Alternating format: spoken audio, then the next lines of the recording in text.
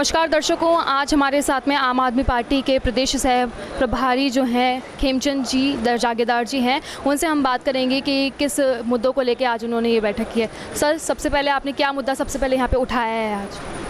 हमने मुद्दा तो हम काफ़ी दिन से सबसे बड़ा जो अहम मुद्दा है वो बिजली का मुद्दा है।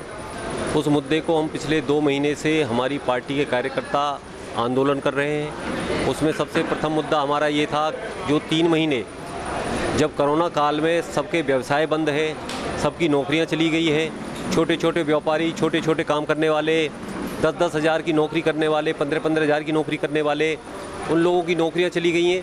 तो ऐसे वक्त में कम से कम 3-4 महीने का जो बिजली का बिल है वो माफ़ किया जाए।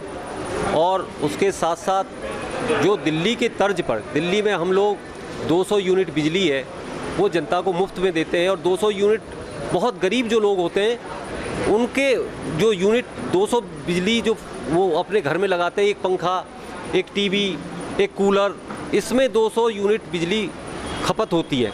तो हम 200 यूनिट बिजली की इसलिए हमने वहाँ दिल्ली में किया हो तो गरीब जनता को डायरेक्ट बेनिफिट होता है। अगर उसका 500 रुपये, 1000 रुपये बचता है तो अपने बच्चों पर खर्च करता है। तो हमारी ये मांग है, जिस तरह दिल्ली के अंदर 200 यूनिट बिजली मुफ्त है और वो गरीबों को ही मिलती है, कोई अमीरों को नहीं मिलता है, उसकी जो राहत है, तो वो बिल्कुल मुफ्त दी जाए। और जो आने वाले समय में जो सरप्लस बिजली है राजस्थान के अंदर वो बेची जाती है, वो राजस्थान में ही खर्च हो।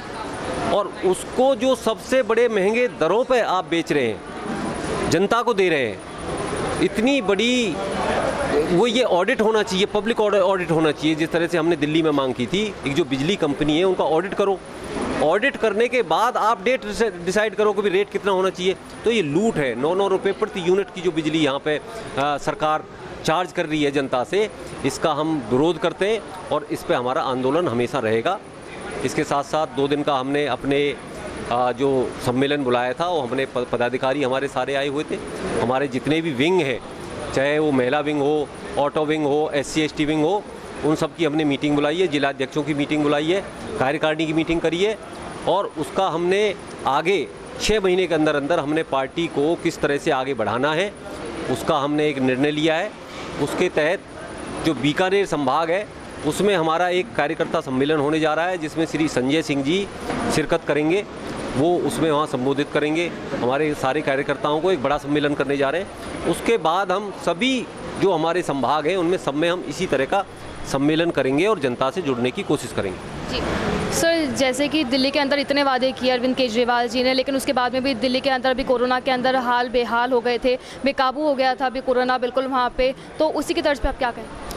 देखिए, दिल्ली के अंदर बहुत मतलब कोरोना के केस आ रहे थे, 8-8, 10-10 हज़ार केस आ रहे थे।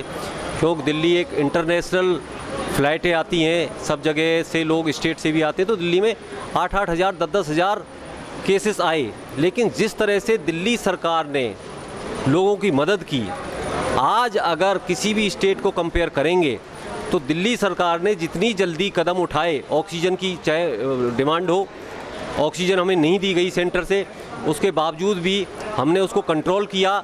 और दिल्ली सरकार के जितने भी हमारे हॉस्पिटल हैं, उतना अच्छा रिजल्ट आज तक किसी का नहीं है कहीं भी। और दिल्ली के अंदर अगर आप कोई मरीज़ घर पे भी बैठा हुआ है तो उसको भी डॉक्टर की सुविधा, दवाई की सुविधा, ऑक्सीमीटर की सुविधा, हर तरह की सुविधा। अगर किसी के यहाँ खाना भी नहीं, कोई ऐसे लोग भी हैं जिनके सारे परिवार के लोग कोरोना ग्रस्त हैं, उनके यहाँ खाना तक हम लोगों ने मुहैया कराया है। तो दिल्ली जैसा मैनेजमेंट कोरोना के काल में किसी भी स्टेट में नहीं हुआ। सबसे अच्छा जो मैनेजमेंट रहा। और हमारे जितने भी MLA और MP और मंत्री, मुख्यमंत्री, सब लोग या तो हॉस्पिटल में दौरा करते थे या पब्लिक में होते थे। आप किसी भी स्टेट का एक भी मंत्री मुझे बता दीजिए वो किसी भी हॉस्पिटल में गया हो। और आप हमारे मंत्रियों को देख लीजिए, एक वो मुख्यमंत्री भी अपने घर में नहीं बैठे और हर जगह वो दौरा करते रहे और पब्लिक के बीच में रहे। और इतना अच्छा जो मैनेजमेंट हुआ है और उनकी मेहनत की वजह से हुआ है। तो हमारे तो दिलीप पांडे जी का और बहुत सारे MLAs का तो पूरे वर्ल्ड में नाम हो गया कि उन्होंने जो कोरोना के अंदर लोगों को, हमारे सारे MLA ने काम किया है। और मुझे लगता है कि दिल्ली से बेटर मैनेजमेंट तो कहीं नहीं हुआ। सर एक चीज़ और कि जैसे अरविंद केजरीवाल जी हरियाणा का, पंजाब का और गोवा का जैसे दौरा कर रहे हैं, तो आने वाले समय में राजस्थान का दौरा संभव है उनका? बिल्कुल, देखिए ऐसा है, अभी तक अरविंद जी दिल्ली पे उनका फोकस था।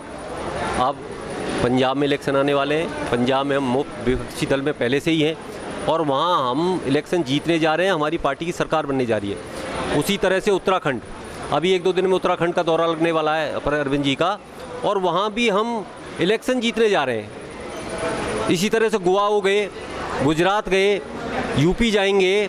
उसके बाद जिस तरह से उन प्रदेशों में वो इलेक्शन जब ख़त्म हो जाएगा, उसके बाद फिर राजस्थान की बारी, तो राजस्थान भी आएंगे। सर आखिरी सवाल मेरा कि अरविंद केजरीवाल जी अगर वो प्रधानमंत्री के उसमें दावेदार में आते हैं, तो क्या वादे वो हैं जो सबसे ज़्यादा वो करेंगे? कौन से ऐसे वादे हैं? क्योंकि देखिए प्रधानमंत्री नरेंद्र मोदी ने तो ये चीज़ें साफ कर दी हैं कहीं ना कहीं कि वो किसी को मात देने वाले नहीं हैं, लेकिन उसी के तर्ज पे अगर हम अरविंद केजरीवाल जी की बात करें तो कहीं ना कहीं दिल्ली की उन्होंने किस्मत आगे बदली है, तो उसी पर वो आगे क्या करेंगे फिर? देखिए अरविंद जी तो पहले से ही प्रधानमंत्री के दावेदार हैं। जब उन्होंने इलेक्शन लड़ा मोदी जी के खिलाफ, तो कौन लड़ेगा मोदी जी के खिलाफ जो उनको चुनौती देगा? चुनौती दी और 2.5 लाख वोट भी लिए हम लोगों ने।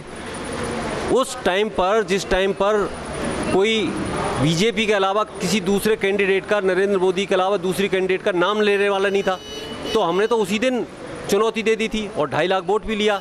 तो अरविंद जी ही एक ऐसे उम्मीदवार हैं जो भ्रष्टाचार के खिलाफ लड़ाई लड़के यहाँ आए हैं और भ्रष्टाचार के खिलाफ आज भी लड़ाई लड़ रहे हैं। दिल्ली में हमने करके दिखाया है। दिल्ली के अंदर हमने वोट मांगे थे, अगर हमें काम ना किया हो तो मुझे वोट मत देना। तो इस मुद्दे पे कोई भी पार्टी चुनाव लड़ के दिखा दे, अगर वो कोई पार्टी ये कहे मैंने काम ना किया हो तो मुझे वोट मत देना। तो हम तो काम के ऊपर वोट मांगते हैं। अगर हमने कुछ दिल्ली में किया है तो आप हमें वोट दो, अगर दिल्ली में नहीं किया है हमने कुछ काम तो वोट मत दो। चाहे वो शिक्षा हो, चाहे वो स्वास्थ्य की बात हो, चाहे वो स्कूलों की बात हो, चाहे वो डीटीसी में मुफ्त हमारी माता बहनों को उन्होंने फ्री किया, उसका उन्होंने विरोध किया। हमने मेट्रो में कहा एक लेडीज़ के लिए फ्री होना चाहिए, उसका उन लोगों ने विरोध किया। डीटीसी में हमने करके दिखा दिया। तो जो वादे किए आज तक वो हमने किए हैं, उसमें कमी रह सकती है, लेकिन ऐसा कोई वादा नहीं है जो नहीं किया हो। सर बहुत बहुत धन्यवाद सर आपका। जैसे कि देखिए इन्होंने जो दावे किए हैं, जो वादे ये लोग कर रहे हैं, वो आगे कितने साबित होते हैं ये बिल्कुल एक देखने वाली बात होगी, क्योंकि कहीं ना कहीं दिल्ली के अंदर आम आदमी पार्टी ने एक अच्छी खासी पकड़ बना ली है और उसी पकड़ के साथ में वो पंजाब और गोवा और उत्तराखंड की तरफ भी आगे बढ़ रही हैं। तो ये अब देखने वाली बात होगी कि राजस्थान के अंदर आम आदमी पार्टी क्या करती है। कैमरामैन मनोज यादव के साथ में संवाददाता शिवांगी पारिक, DPK न्यूज़, जयपुर।